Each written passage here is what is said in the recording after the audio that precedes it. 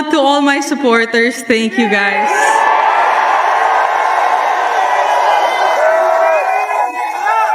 My supporters, especially the Filipino community here in DC and back home and wherever you are in the world. I really, guys, I feel all the love. Maraming salamat, mga kababayan. Maraming salamat. Kung sasamahan mo ako sa mga susunod na minuto, himayin natin ng eksakto kung paano napanalunan ni Alex Ila ang una niyang UFC title. Bakit ang Rain Delay ang naging totoong turning point ng buong final na ito? At ano ang ibig sabihin ng panalong ito para sa kanyang career sa hinaharap? May isang partikular na bahagi ng third set na sa tingin ko pag-uusapan ng mga tao sa loob ng maraming taon. Pero mas lalo pang kahanga-hanga ang panalong ito at sasabihin ko kung bakit maya-maya lang. Hindi lang basta tinalo ni Ila si Jessica Pegula. Tinalo niya ang isang kalabang hindi pa natatalo sa kahit isang final buong season. Simulan natin sa naging takbo ng torneo bago siya makarating dito, dahil mas lalong sumasarap ang ending na ito kapag alam mo ang buong konteksto. Para makarating sa final na ito, kinailangan ni Ila na lampasan ang sunod-sunod na matitinding kalaban. Nagsimula siya laban kay Qinwen Zheng at bumalik mula sa pagkakatalo sa unang set para manalo sa tatlong set. Pagkatapos nito, tinalo niya si Leylah Fernandez sa straight sets, kahit na naitulak siya ni Fernandez sa tiebreak sa ikalawang set. Mula roon, dinaanan niya si Elina Svitolina, dating world number 3, sa straight sets. At pagkatapos ay dumating si Naomi Osaka, isang two-time Grand Slam champion, na kanyang tinalo 6 tandang bawas 4, 6 tandang bawas 2 sa isa sa pinakakumpletong performance ng batang career ni Ila. 4 na kalaban, 4 na magkaibang playing style, 0 talo. Iyan ang bitbit niyang resume papasok sa final na ito laban kay Pegula, ang top seed, na pangatlo ang ranking sa buong mundo. At hindi rin madaling final matchup si Pegula. Nanalo na siya ng 3 final ngayong season nang hindi man lang natatalo sa kahit isa. Dubai, Charleston, Berlin. Sa bawat pagkakataong nakaabot siya sa huling laban ng isang torneo, noong 2026, lagi siyang nakakahanap ng paraan para tapusin ito. Iyan ang winning streak na hinarap ni Ila. Pag-usapan natin kung paano mismo naglaro ang final na ito, dahil kasing sikip ito ng inaasahan ng lahat base sa konteksto. Ang unang set ay totoong bakbakan, pabalik-balik at walang sinuman ang ganap na nakakuha ng kontrol. Si Pegula ang unang nakabreak para umabante ng 3 game laban sa 2, pero halos agad din siyang na-break pabalik. Pagkatapos noon, nakabuo si Ila ng 4 tandang bawas 3 na lamang at nagkaroon pa ng mga pagkakataong mas lumayo, pero nanatiling kalmado si Pegula. Mula roon, nakakuha ulit si Pegula ng break at naiserve niya ang set sa score na 6 tandang bawas 4, na tinapos ng malinis nang hindi man lang nawalan ng isang puntos sa huling game na iyon. Ito ang tingin ko sa unang set. Habang pinapanood mo ang dalawang manlalarong halos magkapareho ang kabuang laro, walang iisang nakakatakot na sandata, pero parehong napakakumpleto at napakatatag sa isip. Halata na ang laban na ito ay mauwi sa kung sino ang unang kakabahan sa malalaking puntos. Sa unang set, si Ila iyon. Mas mahusay lang talagang nilaro ni Pegula ang malalaking puntos. Habang dehado ng isang set, at nasa 2 tandang bawas 1 na score si Ila sa second set, bumalik ang ulan at tuluyang nasuspinde ang laban, kaya kinailangang ipagpatuloy kinabukasan. Ito ang mid-match turning point na ipinangako ko, at sa tingin ko ito ang pinakamahalagang sandali sa buong kwentong ito. Pinilit ng delay na iyon ang parehong manlalaro na mag-mental reset, pero magkaiba ang naging epekto nito sa bawat isa. Si Pegula ay may kalamangan na noon, ibig sabihin pwede siyang maging komportable, baka mas relax pa nga, bago ang restart. Walang ganoong luho si Ila. Kailangan niyang bumalik sa court kinabukasan at buuin uli mula sa simula ang ritmo niya at ang paniniwala niya sa sarili, habang isang set na ang lamang ng kalaban at bukas pa ang lahat. Napakahirap niyan para kaninuman, lalo na para sa isang 21 anyos na naglalaro sa unang big final ng buong career niya.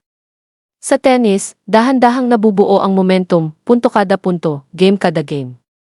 Pero ang multi-day delay ay kayang burahin ang lahat ng iyon sa isang iglap at pilitin kang magsimula muli sa gitna ng pinakamalaking laban ng buhay mo. Pero hintayin mo ito, dahil ang nangyari nang magpatuloy ang laro ang talagang bumago sa buong kwento. Hindi lang basta lumabas si Ila at naglaro ng kaunti lang na mas maganda kaysa bago ang delay. Sa lahat ng batayan, nilaro niya ang pinakamagandang tennis ng buong career niya sa mismong sandaling iyon. Ginamit niya ang parehong nakakalitong second serve na nagpahirap kay Naomi Osaka sa semifinal. Naging dominante siya sa sarili niyang service games sa natitirang bahagi ng second set. At pagkatapos ay nabreak niya ang serve ni Pegula para kunin ang set, 6-4. Isipin mo ang mental strength na kailangan para sa eksaktong sunod-sunod na pangyayaring iyon. Dehado ng isang set, pinahinto ng multi-day delay habang bumabawi at sa halip na mawala ng direksyon, bumalik siya at ibinigay marahil ang pinakamagandang tennis performance ng kabataan niyang career. Hindi iyon swerte. Hindi iyon simpleng mainit na streak lang. Iyon ay totoong composure sa ilalim ng halos pinakamabigat na pressure na kayang ibigay ng sport na ito. Ito talaga ang tingin ko rito. Ito ang uri ng sandali na naghihiwalay sa mga manlalarong magiging tunay na dakila balang araw, sa mga manlalarong nagkaroon lang ng isang napakagandang araw. Kahit sino pwedeng maglaro ng mahusay kapag pabor ang takbo ng lahat. Iilan lang ang kayang maantala ng ulan, piliting mag-restart mula sa wala matapos mawala ng isang set, at pagkatapos ay tumugon sa pamamagitan ng paglalaro ng pinakamagandang tennis ng buong buhay nila. Iyon mismo ang ginawa ni Ila sa pinakamalaking entablado na nalagyan niya ng paasa ngayon. Ngayon, pag-usapan natin ang third set, dahil dito na halos hindi ka panipaniwala ang kwento. Napantay na ni Ila ang laban sa tig-isang set, at dinala niya ang bawat patak ng momentum mula sa napakagandang second set na iyon diretso sa deciding set. At si Pegula, sa unang pagkakataon sa buong final na ito, ay tila wala ng sagot. Wala talaga. Nanalo si Ila sa third set, 6-0. Walang napanalong kahit isang game si Pegula. Pag-isipan mo iyon sandali. Isang manlalarong perpekto sa bawat final na nilaro niya buong season. Isang manlalarong pangatlo sa ranking sa buong mundo. At siya ay tuluyang na-shut out sa deciding set ng isang title match. Hindi iyan fluke. Hindi iyan basta maswerteng stretch ng tennis. Iyan ay ganap at kumpletong dominasyon sa mismong sandaling pinakamahalaga. Hindi lang basta na panalunan ni Ila ang una niyang world title. Tinapos niya ito sa pinakamatinding, pinakamalaking statement na paraan na maiisip laban sa pinakamahirap na posibleng kalaban na pwede niyang makaharap sa sandaling iyon. Ito ang tapat kong opinyon sa ipinakita ng performance na ito tungkol sa laro niya. Ilang buwan nang pinag-uusapan ng mga tao kung mayroon bang isang eliteng sandata ang laro ni Ila kumpara sa pinakamahuhusay na manlalaro sa mundo. Baka wala pa. Hindi pa sa ngayon.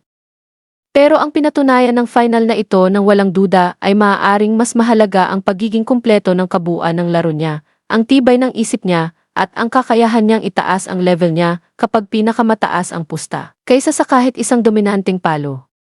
Buong karyer ni Pegula ay binuo rin sa mismong mga katangiang iyon. Kahanga-hangang consistency, walang malinaw na kahinaan sa kahit anong bahagi ng laro, at tunay na mental toughness na nagdala sa kanya sa malalalim na torneo sa loob ng maraming taon. At sa pinakamalaking sandali ng final na ito, sinabayan siya ni Ila sa sarili niyang estilo ng laro, at pagkatapos ay tuluyan siyang inagawa ng kontrol. Pag-usapan natin kung ano talaga ang ibig sabihin ng titulong ito, dahil mas malawak ang saysay nito kaysa sa isang tropeo o isang torneo lang. Ito ang una niyang UTT Tour level title. At napanalunan niya ito sa pamamagitan ng pagtalo sa isang top 3 player sa mundo, isang manlalarong hindi pa natatalo sa kahit isang final buong season, habang bumabawi mula sa isang set down pagkatapos ng multi-day rain delay. Halos wala nang mas hihirap pang daan papunta sa isang maiden title kaysa rito. Para sa Pilipinas, isa na naman itong makasaysayang milestone sa isang season na puna ng mga makasaysayang sandali.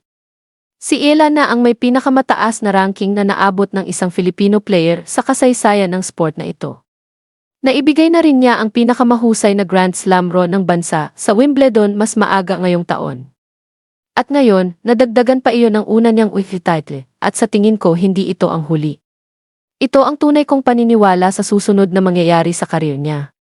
Ang mga manlalarong nananalo ng unang titulo sa ganitong paraan, bumabalik mula sa isang set down, nakaliligtas sa mental reset sa gitna ng laban, at pagkatapos ay tinatapos ito sa pamamagitan ng budget set laban sa elite na kalaban. Madalas dalhin ang karanasang iyon sa natitirang bahagi ng kanilang karir. Nagiging tunay at konkretong patunay iyon na kabilang sila sa pinakataas na antas ng sport na ito. hindi na lang potensyal kundi napatunayang katotohanan. Buong season na ring binubuo ni Ila ang eksaktong kasong iyon para sa sarili niya. Paisa-isang piraso. Mga panalo laban kina Rybakina, Swiatek at Osaka ng 2 beses na ngayon. Malalalim na run sa Wimbledon at iba pa. Ang titulong ito ay mas mukhang natural at karapat-dapat na bunga ng isang season na ilang buwan nang papunta sa mismong sandaling ito, kaysa isang nakakagulat na breakthrough lang. Para kay Pegula, masakit ang pagkatalong ito sa totoong kahulugan dahil dito natapos ang perpekto niyang finals record na naging malaking bahagi ng buong 2026 season niya hanggang sa mismong puntong ito. Pero ang matalo sa isang manlalarong naglalaro ng pinakamahusay na tennis ng karyer niya sa paraan ng ipinakita ni Ila ay hindi rin uri ng pagkatalo na dapat magtakda sa buong season niya. Minsan, may makakatapat ka lang talagang manlalarong naglalaro ng pinakamahusay na laban ng buhay niya sa pinakamasamang posibleng oras para sa iyo. Iyan ang buong kwento kung paano napanalunan ni Alex Ila ang una niyang Guiz title, nilampasan ang pagkakadehado sa isang set, ang multi-day rain delay, at ang pinakamahirap na finals opponent sa tour para makamit ito. Sa tingin mo ba ito na ang simula ng sunod-sunod pang WTA trophies para kay Ila bago matapos ang season? Ilagay mo ang prediction mo sa comment sa ibaba.